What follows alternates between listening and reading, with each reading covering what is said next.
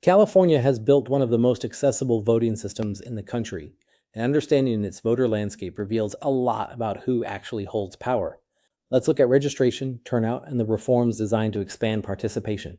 California has about 22 million registered voters, up dramatically from under 16 million in 2000.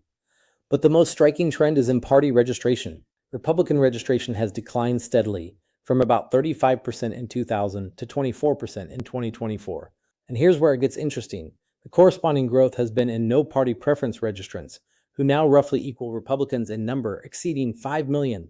But this isn't simply a story of rising independence. Many voters who might once have registered Republican now register as no party preference, partly to avoid the social costs of a Republican label in California's heavily Democratic professional environment. So the growth of independents partly masks an underlying conservative preference among some of them. California has adopted aggressive reforms to expand access. Automatic voter registration registers eligible voters when they conduct DMV transactions unless they opt out. Same day registration lets people register and vote on election day.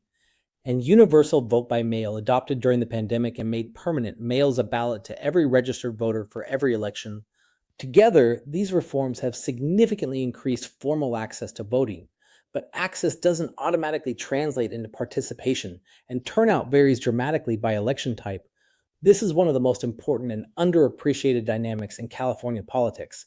Presidential elections in 2020 and 2024 drew about 70 to 75% of registered voters. Midterm gubernatorial elections draw 45 to 55%. But off-cycle local elections for city council, school board, and special districts often draw below 20%. Think about what that means. Local officials and school board members are held accountable by a small, unrepresentative fraction of the electorate, dominated by organized groups, property owners, and older residents. The voters who decide local elections look very different from those who vote for president. This creates a real accountability asymmetry. California has tried to address it by moving some school board elections to coincide with presidential cycles, which has modestly improved turnout. But the fundamental gap between high turnout and low turnout elections continues to shape who gets represented in California governance.